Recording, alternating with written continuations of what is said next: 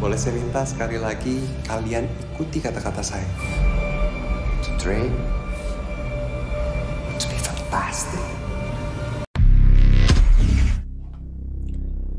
Hey, hey, hey.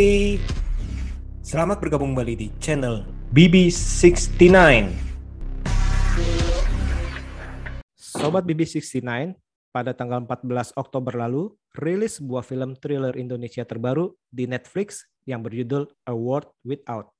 Nah, film ini sendiri dibintangi oleh Chico Jericho, Ayu Sita, Amanda Rawles, Maizura, dan Asmara Abigail. Pada segmen Bincang Santai kali ini, sudah bergabung dengan saya sutradara sekaligus salah satu penulis naskah di film ini. Siapa lagi kalau bukan Teh Nia Dinata. Apa kabar nih? Hello, hello, hello. Gimana Jakarta sudah mulai macet seperti semula? Seperti tidak ada pandemi, tampaknya Jakarta kan Iya, sudah sekarang mulai harus terbiasa. betul. Karena padahal zaman dulu itu lebih macet ya, tapi kita merasa wah ini macet banget nih karena udah kebiasaan nggak macet. Iya, udah kebiasaan jalan lancar, semua lancar. Sekarang kayaknya udah balik deh. Beneran udah balik menurut aku. Tapi masih mending Kondisi sih kan. jalan ya, bukan kondisi pandemi, bukan. Nanti salah mengerti lagi. Kondisi jalanan di Jakarta udah kembali. Bagi saya masih mendingan sih dibandingkan yang bener-bener waktu dulu banget. Oh ya, mungkin di daerah tertentu masih mendingan. Tapi kalau di daerah dari Kemang menuju rumah saya itu di selatan, kalau udah hujan apalagi itu udah kayak dulu aja udah. Oke. Nah, sekarang ini kita mau ngomongin bincang-bincang mengenai film Tenia nih, A World Ya. Without. Saya mau nanya nih, Ya. kira-kira nih apa sih yang menjadi inspirasi dalam penulisan naskah film ini? Jadi kita mulai menulis sebenarnya dari tahun 2018. Di awal-awal tahun itu saya sebenarnya melihat fenomena di antara teman-teman anak saya yang usianya mungkin sekamu, nggak mungkin lebih muda ya, 20 something, early 20s gitu, banyak sekali yang memilih untuk menikah muda, terus untuk mengkultuskan tokoh-tokoh yang sebenarnya juga pas aku lihat Google, dulu aku tidak pernah mendengar tokoh ini gitu, tiba-tiba muncul dan banyak followersnya, lalu dianggap mungkin gaya hidup maupun ajarannya tuh yang paling benar gitu. Jadi aku merasa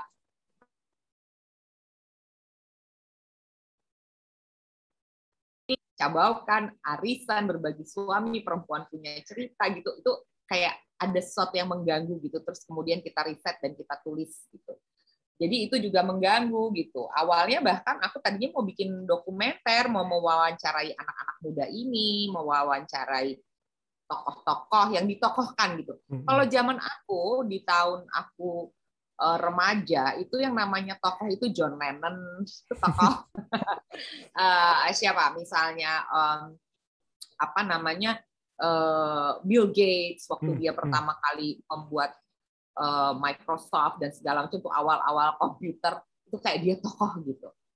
Tapi kalau sekarang atau Pak Habibie gitu ya, dia scientist ya, waktu aku masih kuliah kan dia baru membuat pesawat Indonesia, maksudnya itulah tokoh gitu. Tapi karena adanya sosial media, kita jadi gampang sekali untuk secara nggak sengaja atau disengaja mungkin memang mencari followers dan akhirnya menjadi tokoh gitu. Jadi itu sih sebenarnya alasannya kenapa kita membuat film A World Without, yang memang tentang bagaimana tiga remaja yang diwakili oleh tadi kamu sudah sebutkan, Amanda Rawles, ada Maizura, ada Asmara Abigail, itu dia memasuki kehidupan di mana dia sangat percaya dengan Alikan dan Sofia, suami istri yang mempunyai sebuah institusi namanya The Light, untuk mereka jadi join dan mengikuti gaya hidup yang ada di The Light gitu. Cuman setelah kita nulis masih udah plotnya sama, segala macam sama, terus kemudian kita belum ada siapa ya yang mau menginvest di film ini gitu kan. Jadi masih ya udahlah santai aja lah, belum, nanti kita akan rapihin lagi gitu. Jadi pokoknya gambaran draft-draftnya tuh udah ada gitu. Barulah justru di awal pandemi kita mendapatkan green light lampu hijau dari Netflix ketika mereka bilang, wah, lihat dong apa yang kamu lagi kerjain, dan saya share. Kemudian mereka sangat tertarik. Dia bilang, oke, we'll give you time untuk benar-benar ini di finalize semuanya. Disitulah kita bingung, ini finalize gimana ya? Itu pertama kali pandemi gitu. Maksudnya awal-awal banget. Kita nggak bisa ketemu. Kita semua meetingnya online. Zoom itu hal yang baru waktu itu buat saya gitu, karena kan saya sih lebih prefer meeting ya, namanya kita hidup di dunia kreatif, ketemu ya gitu. Terus saya sama Lucky jadi menulisnya sama-sama lewat Zoom gitu. Terus sampai tiba di titik di mana kita sangat tidak terbiasa dengan itu gitu ya. Jadi saya pikir, wah ini hidupmu gimana sih? Emang kita mau kayak begini terus gitu kan? Akhirnya malah saya meriset, ini pandemi kapan berakhir sih? Gitu. Terus ada yang bilang 2022, ada yang bilang 2023, ada yang bilang sampai 2024 baru kembali normal. Segala macam akan ada. Kita mana tahu ada Delta, varian-varian ya waktu itu ya. Nggak tahu. Jadi kayak, ini banyak sekali ketidaktahuan gitu. Terus iseng aja, aku bilang gimana sih kalau kita bikin ini jadi tahun 2030 gitu. Maksudnya nggak terlalu jauh dari sekarang, tetapi juga bukan zaman sekarang. Pengen tahu sih hayalan kita aja, dan based on our research itu kira-kira pola hidup manusia gimana ya setelah pandemi gitu kan. Bahkan saya baca-baca buku mengenai pandemi Spanish flu. Setelah itu, zaman itu orang tuh ternyata mandi itu seminggu sekali. Zaman Spanish flu, that's based on my research ya. Tapi kan setelah adanya Spanish flu, orang mandi setiap hari. Tapi nggak, mungkin ada yang sehari sekali, ada yang sehari 2 kali kalau hidup di negara tropis kayak kita. Jadi kan lifestyle berubah dong, ya nggak? Jadi kita menggunakan our creative license untuk ya udah kita bikin kayak gini. Mungkin orang kalau misalnya nggak satu kelompok di dalam ruangan tertutup ya masih jaga jarak gitu ya, duduk di sebuah ruangan tertutup yang lama gitu. Terus udah gitu, tapi teknologi udah mulai maju. Cuman pasti sampah berserakan di mana-mana gitu ya. Walaupun sebelum pandemi kita semua sangat aware ya, apalagi anak muda itu lebih aware kan terhadap bawa ini jug sendiri, tumbler gitu kan, isi air segala macam. Kalau bisa kita tidak pakai kantong plastik sama sekali. Tapi kan sekarang kita lihat, kita pesan makanan aja plastiknya double ya tiap hari. Kalau kita pakai online pesan makanan sampai aku ini ngapain sih kayak begini gitu kan. Padahal sebelum itu kita udah sangat disiplin, udah mulai disiplin. Mungkin apalagi orang yang di Bali yang udah nggak ada plastik di Bali atau di Jakarta ya, yang udah mulai menerapkan. Kita kalau bisa meminimalisir penggunaan plastik gitu. Tapi kayak kembali lagi kita harus kita pakai plastik gitu. Malah kan lebih lagi ya. Malah lebih gitu kan sekarang. Kayak cycle-nya tuh kayak mengulangi gitu. Jadi ya itu adalah hak kreatif kita untuk kita pikir dunia kayak gini. Makanya si tokoh idola yang diidolakan anak-anak ini semakin bisa menjalankan ajarannya, karena semua anak-anak ini semakin limbung gitu loh. Mau gimana ya kita, mau kemana ya gitu kan. Mungkin setiap traveling mereka harus butuh apps, mau keluar kota atau keluar negeri atau keluar provinsi. Sekarang aja kita masuk mana-mana udah pakai apps kan, harus bukti surat vaksin. Dan kalau kita baca-baca jurnal kan juga sebenarnya vaksin kita ini cuma berlaku 6 bulan. Tahun lah paling lama. Nanti next year we have to go through vaksin again. Ya kan, diperbarui apps-nya gitu. Jadi, semua hal itu yang membuat kita akhirnya kita buat dengan plot yang sama, tetapi eranya berbeda dan ada concern lebih kuat lagi mengenai gaya hidup setelah pandemi. Oke, ini menarik nih. Tapi sebelum kita bahas lebih lanjut mengenai isinya itu kayak The Light ataupun istilahnya si Ali dan lain-lain, kita ngomongin secara teknis dulu nih, atau lebih dalam lagi mengenai kenapa nih Tenia ini tertarik mengambil genre thriller. Sebelumnya kan nggak pernah ya kayaknya ya. Sebenarnya sih aku nggak pernah mikirin ini harus thriller gitu, nggak pernah. Aku mikirnya ini adalah drama distopia sebenarnya. Oke, drama distopia. Kalau kita distopian ya, kalau kita lihat arti distopian kan sebuah era di masa depan, mau masa depannya setahun kayak 2 tahun atau 10 tahun atau 30 tahun, but it's sebuah era di masa depan di mana kehidupan itu habis mengalami bencana. Sehingga apa yang digambarkan di sebuah film distopia atau buku-buku distopia itu adalah efek dari bencana itu. Kan seperti itu ya. Jadi aftermath gitu. Nah, jadi aku cuma mikirinnya itu distopia gitu. Tetapi memang anak-anak ini udah lihat di trailernya, anak-anak ini harus keluar gitu kan, karena kalau nggak keluar ya mereka akan harus mematuhi aturan-aturan yang sebenarnya mereka anggap tidak adil kan gitu. Betul. Jadi ketika ada urgensi untuk keluar, jadi rasanya seperti thriller, dan itu sah-sah aja. Akhirnya Netflix bilang, oh this has a very strong thriller in it. Ya udah gitu. Tapi awalnya aku berpikir ini drama distopia gitu, mau mengajak orang switch pemikiran nyamannya dibawa ke era yang bisa, kalau kayak gini gak enak banget ya masa depan gitu. Tapi ternyata endingnya tetap ada hope ketika kita memang memiliki support system kan gitu. Betul. Iya sih, kalau saya pribadi juga merasa ini lebih ke drama sih, dan dalam arti drama tentang manusianya istilahnya, Iya, gimana merekanya itu bertahan, baik itu dari 3 tokoh utamanya, bahkan dari Ali dan istri Sofia pun itu menurut saya itu mereka itu mempunyai latar yang sangat menarik menurut saya sih, dan istilahnya iya, betul. Masing-masing karakter itu ini kalau menurut saya nggak apa-apa Mbak ya. Menurut saya itu nggak ada yang hitam, nggak ada yang putih ya.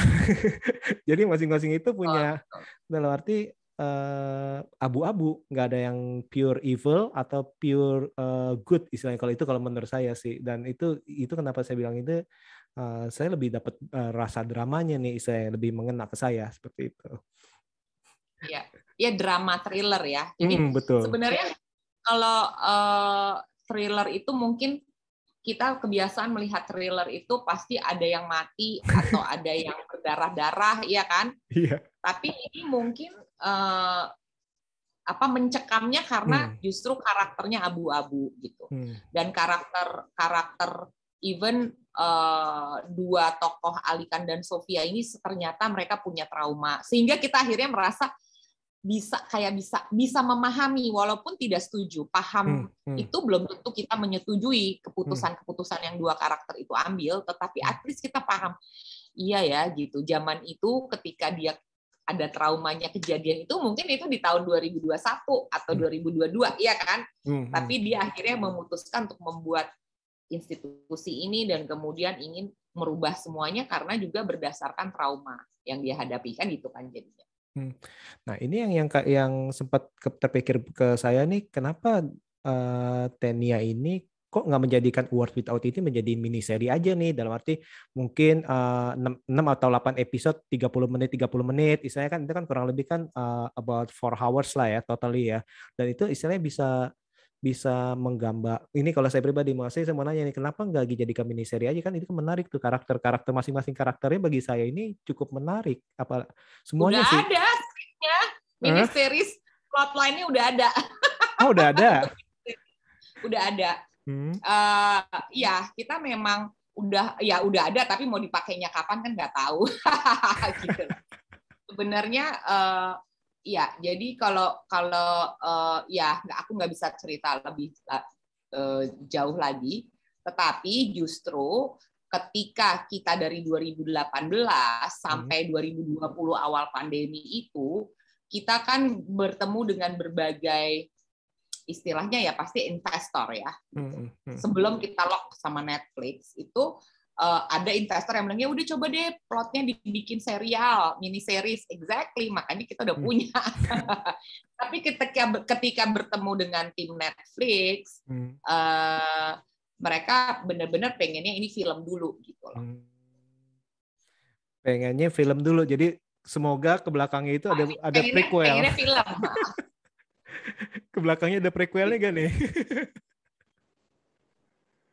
Gak tahu. Tidak tahu.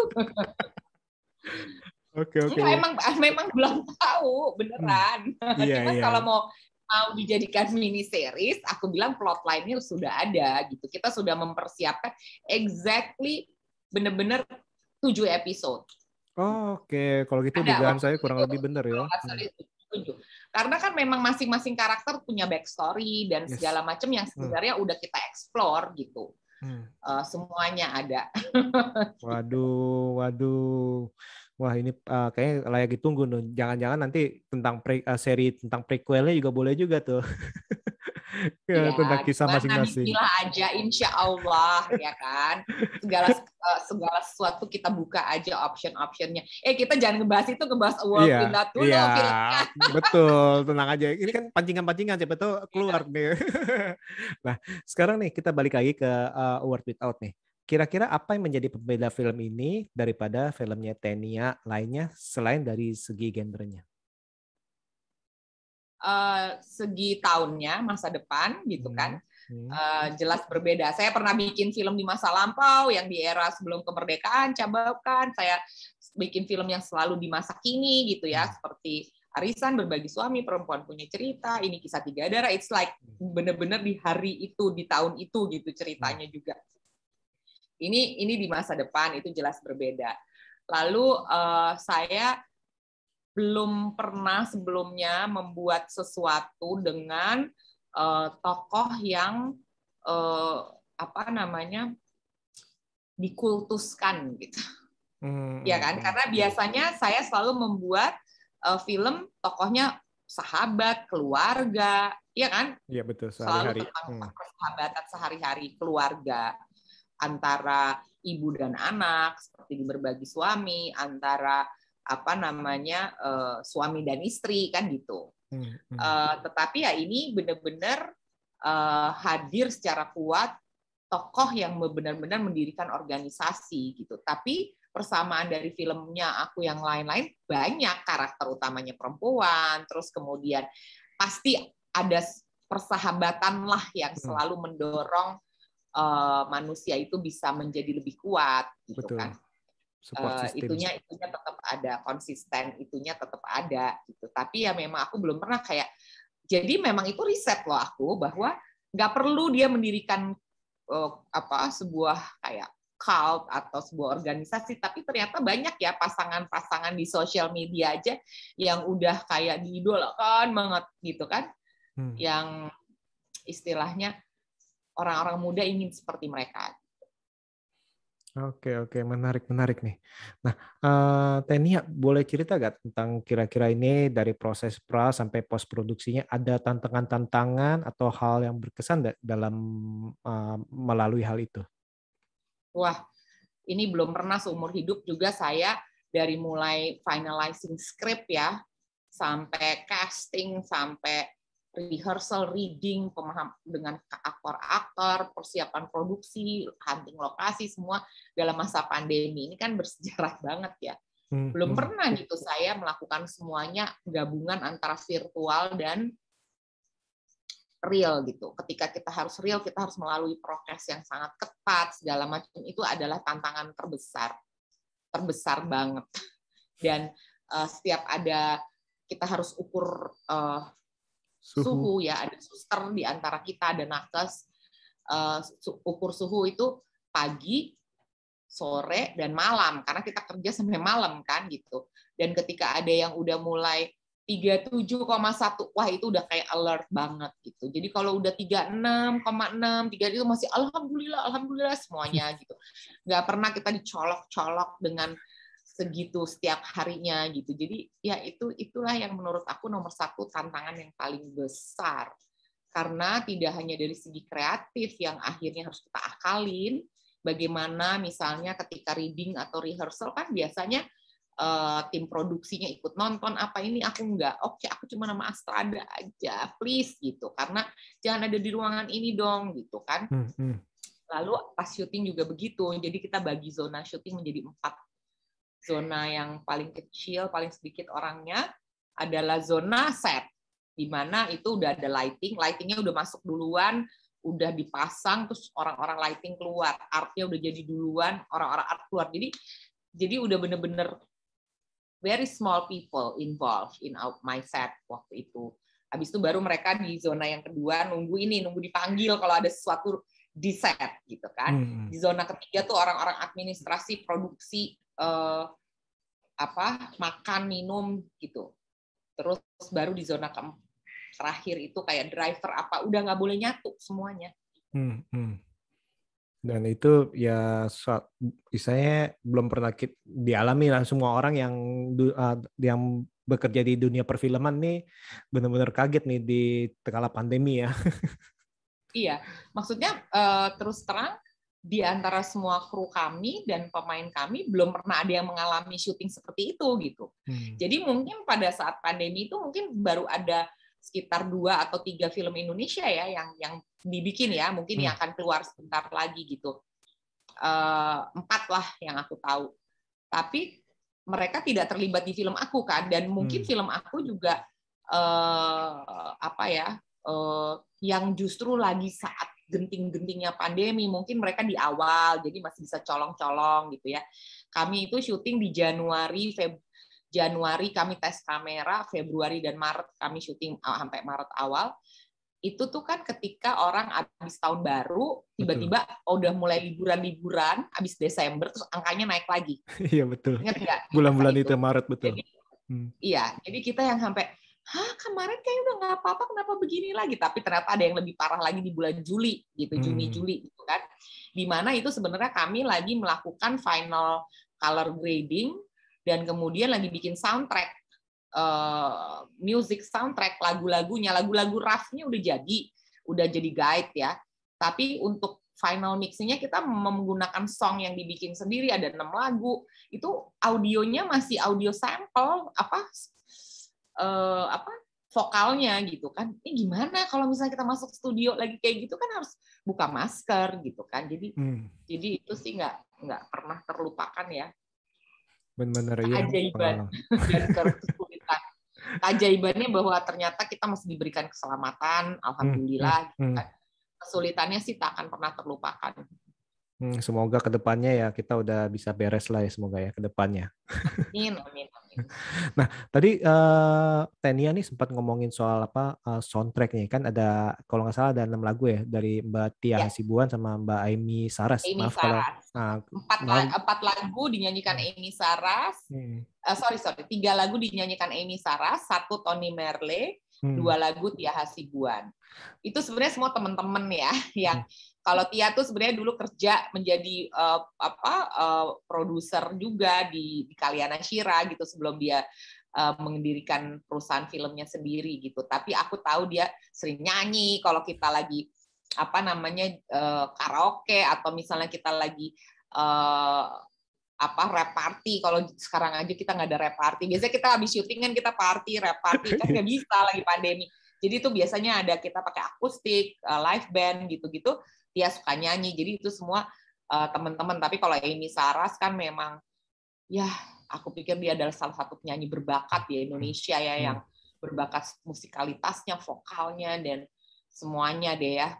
Dia dan Tony kan memang partnernya Agina Rotama yang di Rooftop Sound juga, yang pas aku dengerin lagunya, tadinya kita mau cari penyanyi laki-laki, terus aku bilang kayaknya cocok deh suaranya Tony gitu, karena dia juga kan the spouse juga kan sama Amy Saras. Jadi aku pikir pas dicoba dites masuk suaranya. Jadi kita mau pandemi membuat kita mengecilkan bubble supaya nggak terlalu banyak orang keluar masuk juga kan di studio. Betul.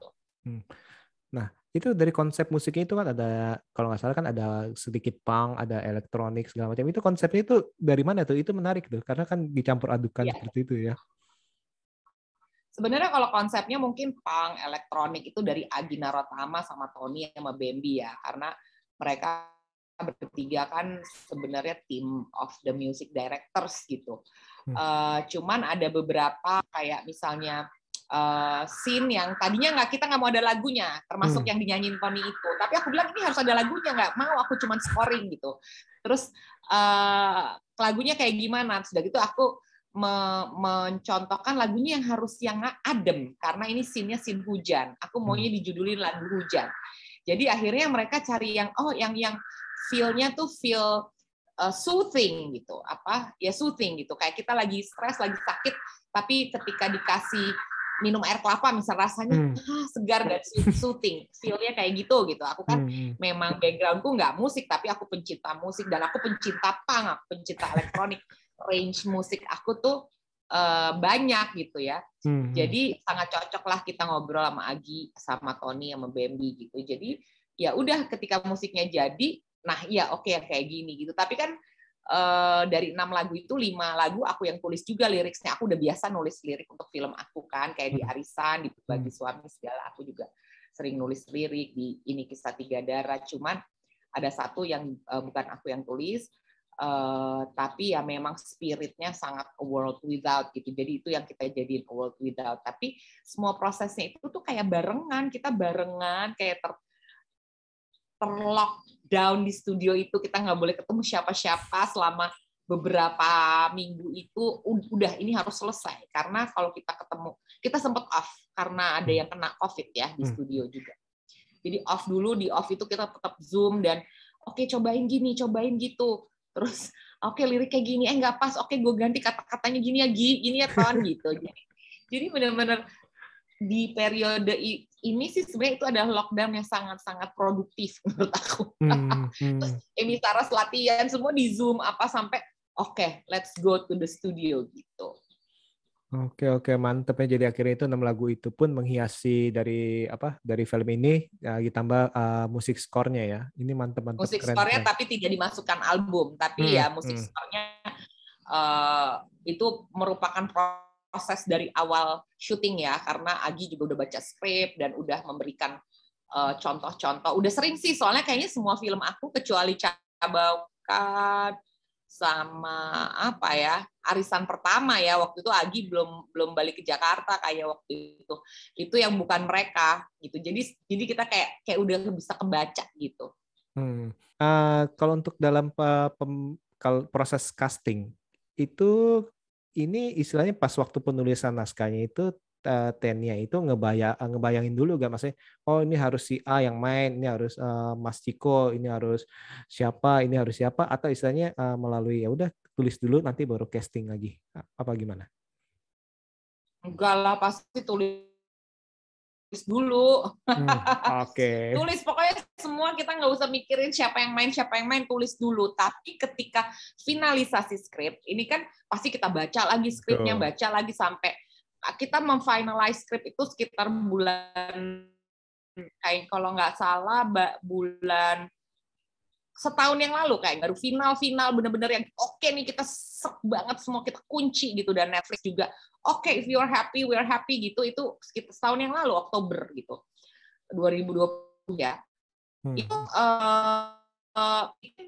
sebulan sebelum kita lock skripnya, baru aku tuh mulai baca lagi dan aku ngebayangin, ini kayaknya yang aku mau ajak casting Ciko, terus ada satu kandidat lagi gitu. Terus begitu ajak Ayu sama ada satu kandidat lagi. Aku nggak banyak-banyak karena bukan apa-apa. Kan 3 kandidat deh gitu. Tapi ya tentu saja orang-orang yang memang aku udah sering melihat karyanya di depan layar, mereka craft sebagai keaktorannya, dan juga sudah pernah bekerja sama aku ya, kecuali Ciko belum, tapi hubungannya cukup baik dan aku senang banget ketika dia di film-film tuh dia memang konsisten gitu, dan aku pikir dia belum pernah jadi antagonis yang kayak begini gitu kan. Maksudnya nggak semua aktor senior Indonesia yang banyak dikagumi itu mau memainkan antagonis loh, ya kan? Betul. Tetapi ketika dia baca, Ayu juga ketika Ayu baca dan casting, dia bisa memahami bahwa ini nih gue juga punya empati sama si Ali, misalnya Ciko. Ayu juga, gue bisa, oke, of course I don't agree with Sofia gitu, tapi gue bisa punya rasa empati ke Sofia sebagai perempuan, sesama perempuan, kata Ayu. Jadi kan enak ya, kita nggak usah pakai kayak maksa India harus bisa menyukai karakternya, karena I think good acting is being true to yourself as a human, tapi juga being true to yourself as an actor. gitu. Jadi dia juga harus menyukai karakternya gitu. Harus ada bagian dari karakternya dia bisa sympathize gitu. Tadi Tenia ini sempat ngomong mengenai Ali sama Sofia nih. Nah, yang saya benar-benar pengen tahu sebenarnya itu tujuan sebenar-benarnya si Ali dan Sofia itu apa sih dari The Light itu? Apakah sebenarnya itu mereka itu ada maksud di balik udang dan nanti ada maksud-maksud buruk kepada tanda kutip para pengikut ya, seperti itu? Sebenarnya itu ada semua sih jawabannya di film. Kalau dicermati ya, bahwa Ali itu sebenarnya punya cita-cita yang sebenarnya kalau kita lihat dari analoginya gitu, ketika pendiri Twitter, Facebook itu tidak pernah membayangkan bahwa pengguna sosmed mereka akan disalahgunakan untuk kepentingan partai tertentu, untuk apalah segala macam dan penyebar hoax kan gitu. Sama seperti Ali dan Sofia, dia mendirikan The Light karena dia pernah mengalami trauma, dia tidak mau dunia ini menjadi semakin menderita, bumi dan orang-orangnya, dia ingin menawarkan gaya hidup baru gitu. Tetapi kan solusinya dia adalah sebaiknya yang ada di The Light ini memang tidak boleh pacaran. Dan kemudian dia menciptakan sistem berdasarkan psikologi anak-anak itu, dan by the way Sofia itu backstory-nya dia kuliahnya memang mendalami psikologi ya.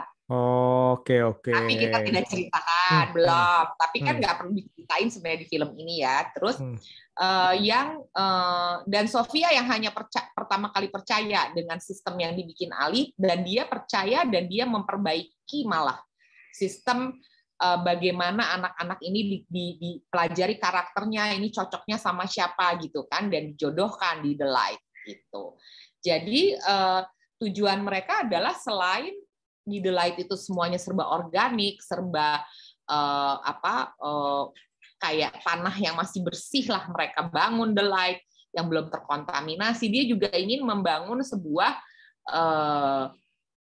generasi baru yang bisa melahirkan anak-anak yang lebih sehat. Kan dia traumanya kan ada di film kan, traumanya dia apa. Jadi dia percaya bahwa semua yang udah terkontaminasi gara-gara pandemi membuat orang menjadi kurang sehat secara fisik. Dan ketika melahirkan, bayinya juga bisa jadi kurang sehat sehingga sangat rentan gitu ya. Kan di situ dilihatin death rate menaik, birth rate-nya malah menurun gitu. Kan death rate naik bukan berarti karena pandemi, tapi mungkin karena orang hidupnya jadi pendek gitu. Jadi makanya dia membuat itu. Sebenarnya tujuannya dia cuma itu, dan kalau bisa diadopsi di daerah-daerah lain, mungkin di luar The Light dan oleh negara-negara lain gitu ya, sistem yang dibuat The Light, dia pasti akan membaginya dengan senang hati gitu. Tapi dia juga punya ambisi bahwa gue tapi foundernya ya dong gitu kan. Gue founder dari sistem ini dan sistem gaya hidup ini.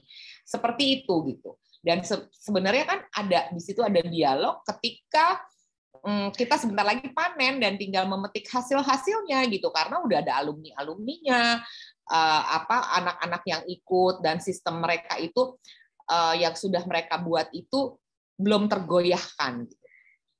Baru di akhir kan kita lihat ternyata sistem yang mereka bikin itu bisa digoyahkan oleh anak-anak kecil-kecil ini gitu. Ini kan it's about power versus the powerless gitu. Sama aja ini seperti negara versus rakyat gitu loh, ya kan? Analoginya kan bisa seperti itu gitu. Tetapi ya kita harus membacanya sesuai dengan pengalaman hidup kita masing-masing sih ketika kita menonton film kan begitu. Soalnya satu sisi sih saya nangkapnya itu memang tujuannya baik, benar-benar murni nih. Ya, tapi di satu sisi itu ada kejadian di mana istilahnya yang itu tuh yang sempat mau kabur segala macam, ternyata itu ada yang pengikutnya yang dianggap hilang tuh, yang sampai sekarang nggak ada kabar deh. Dan itu berarti kan jadi sebenarnya mungkin sudah sempat tergoyah sistemnya mereka dengan 2 tahun sebelum si 3 cewek-cewek ini kabur. Tetapi kan yang satu sempat dijadikan tumbal, jadi tidak pernah keluar di publik bahwa apa kejadian sebenarnya gitu. Dan ketika kalau kita lihat, kalau di search juga The Light nggak dapat, tapi di search-nya TL. Ya, ketika Salina nge-search itu kan TL bukan The Light kan gitu. Jadi kan orang kalau nge-search keywordnya, makanya keywordnya bukan The Light, tapi keywordnya Arya Teja. Nah itu yang udah nonton pasti tahu gitu. Begitu Arya Teja akan keluar TL karena mereka mungkin berhati-hati dan tidak berani menyebutkan The Light itu gitu. Karena kalau kita lihat juga bapaknya Aditya adalah seorang yang sangat powerful. Dia adalah bohir ya, kalau zaman sekarang istilahnya bohirnya The Light. Kan susah loh ya mau ngapa-ngapain juga. Ya seperti itu aja. Itu adalah analogi the powerful versus the powerless gitu. Tapi kan ketika kita mengartikan the powerful dan the powerless, kan itu keadaan bisa jadi shift, yang the powerful bisa merasa powerless gara-gara si powerless-nya bereaksi gitu dan mengambil tindakan gitu. Ya. Tadi di awal ngobrol-ngobrol, Tenia juga sempat ngomong tentang apa kultus ataupun kita bilang itu kalau zaman sekarang itu dianggap selain tokoh itu mungkin sekarang ini lebih dikenal sebagai influencer ya. Dan istilahnya itu yang membuat dalam arti membuat ya tadi itu pengikut-pengikut setia mereka, dalam arti itu yang mungkin pengen digambarkan seorang Ali seperti itu di zaman sekarang ya. Iya, bisa banget. Bisa influencer, bisa sebuah grup band yang tiba-tiba muncul gitu kan ya, fanatik. Yang maksudnya fanatik gitu. Ya kan, ketika ada yang mengkritik, yang marah bukan mereka tapi followersnya misalnya, kan kayak gitu kan. Iya betul. Itu benar-benar relate banget ya di zaman sekarang. Iya. Oke. Nah, sekarang nih tadi kalau gitu yang Tenia bilang itu menjawab bahwa apa keadaan yang sebenarnya di dunia di film The World Without ini itu benar-benar terjadi itu, istilahnya distopia itu ya, dalam arti bukan dibuat-buat oleh si The Light nih, ini propaganda nih, wah dunia kamu nih udah kayak gini nih, rusak nih gini. Tapi The Light itu di satu sisi itu menyampaikan apa yang memang terjadi. Realita. Iya Realita. benar. Iya realitanya. Jadi bukannya pura-pura nih ya.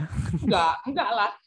Sebenarnya kan udah terjadi juga sekarang. Coba kalau kita nonton dokumenter mengenai environment, udah terjadi sekarang semuanya itu. Betul, kayak es segala macam ya di kutub segala macam. Iya, dan climate change segala macam. Sekarang lihat aja betapa banyak kebakaran hutan dan musim hujan. Gue juga bingung nih gimana sih musim terpanas, terhujan, kayak kapan sih gitu loh. Sebenarnya kalau dulu kan teratur musimnya. Betul.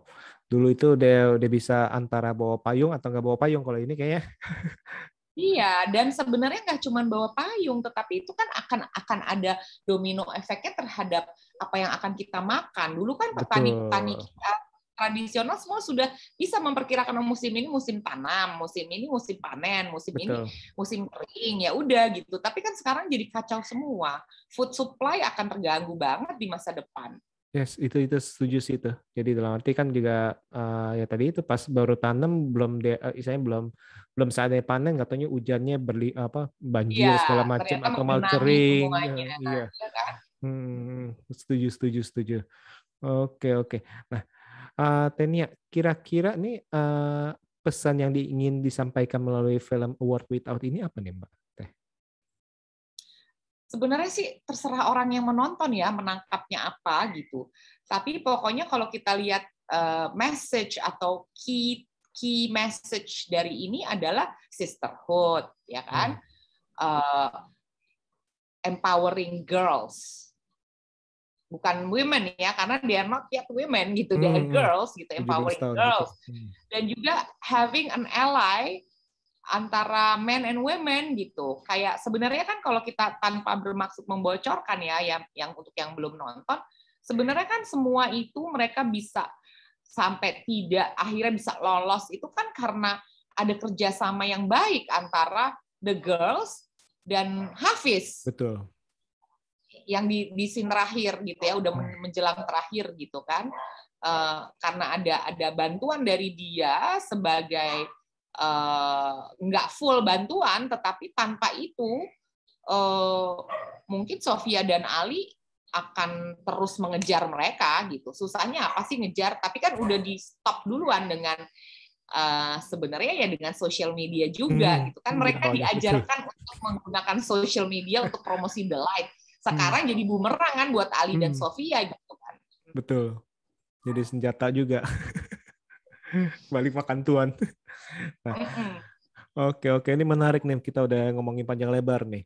Nah, kira-kira nih, apakah ada proyek impian pembuatan film lain nih yang kira-kira masih belum terrealisasi nih oleh Tenia nih? Kira-kira atau istilahnya pertanyaannya itu, ada gak film impian atau tipe atau genre yang ingin Tenia buat di masa depan? Oh, banyak banget, Wan. Banyak banget. Aku aja udah ngumpulin beberapa tokoh Indonesia yang sebenarnya mereka tuh sangat berjasa baik di bidang seni, terutama di bidang seni. Itu yang namanya mungkin generasi Gen Z dan milenial belum tentu kenal, yang aku rasa tuh perlu diperkenalkan lewat film gitu. Dalam sebuah biopik yang very simple gitu. Biopik itu nggak perlu nyeritain dari dia lahir, dia kecil sampai dia gede gitu kan. Tapi kan kita bisa mengambil episodik dari kehidupan, itu baru namanya tokoh berjasa gitu kan buat dunia seni kita gitu. Buat dunia budaya kita gitu, yang udah membawa nama Indonesia sebenarnya ke dunia gitu. Itu ada 2 tokoh yang aku pengen bikin tapi aku nggak bisa sebut namanya. Terus sebenarnya aku juga ingin sekali membuat film mengenai apa namanya, kalau misalnya mau ini sangat personal kali ya, ini baru pertama kali aku sebut. Kalau kita lihat di YouTube itu pernah ada video viral sekitar bulan-bulan apa ya, bulan-bulan awal tahun ini kalau nggak salah. Itu dan aku di tag oleh orang yang nonton itu duluan. Itu ceritanya ada dokumentasi dari acara public broadcasting television di New York di tahun 57. Di situ ada adiknya kakek aku berdebat dalam bahasa Inggris di usianya dia yang masih 13 tahun, dia udah naik kapal laut dari Bandung ke New York karena dia pertukaran pelajar, dan dari seluruh dunia. Itu program AFS pertama di Indonesia, kalau ada yang familiar dengan program AFS ya. Dan nggak semua anak yang ikut dari seluruh dunia dalam lomba debat mengenai rasisme itu diikutin gitu, tapi adiknya kakekku yang perempuan ini dia justru ikut, dan aku mengenal dia gitu sampai sebelum dia meninggal. Oma Titi namanya. Dia ikut di perlombaan debat ini bersama anak laki-laki 13 tahun dari Filipina, anak perempuan dari Jepang juga semuanya 13 tahun, dan anak perempuan dari Inggris, UK, di tahun 57 yang disiarkan di public broadcast. Dan itu ada di YouTube, dan ada orang nonton nge-tag aku, dan aku langsung masukin ke IGTV aku, walaupun aku gaptek ya, jadi buat aku sosmed tuh for fun gitu ya, tapi akhirnya di situ aku masukin dan semua orang pada kaget melihatnya, dan aku langsung berbicara dengan karena kakekku udah meninggal, orang tuaku udah meninggal, kakek nenekku udah meninggal karena mereka anak paling tua ya. Berbicara dengan adik-adiknya kakekku yang lain yang masih hidup, yang udah tua juga sekarang. Kita langsung Zoom dan aku langsung share ke mereka, dan mereka masih ingat banget waktu Cek Titi akhirnya keterima AFS itu tuh si ibu tuh gitu, maksudnya eyang buyut aku artinya kan. Itu tuh sampai beneran kamu mau pergi, Ti, gitu, bener gitu kan. Akhirnya kakekku nganterin ke pelabuhan dari Bandung ke Jakarta dulu, naik mobil ke pelabuhan Tanjung Priuk. Akhirnya dia dada perjalanannya 2 bulan. Di sana cuma setahun, baliknya 2 bulan lagi. Dan di antara setahun dia AFS, dia ikut debat itu. Jadi aku pengen juga, again, it's empowering the girls ya, 13 tahun umurnya. Untuk maksudnya you can reach your dream gitu tanpa harus menjadi sesuatu yang cuman palsu, cuman bukan palsu ya, tapi it's not only on the surface gitu. You can have your opinion. Lihat aja di tahun 57 udah ada student Indonesia bisa kayak gini, dan itu ternyata adik kakekku.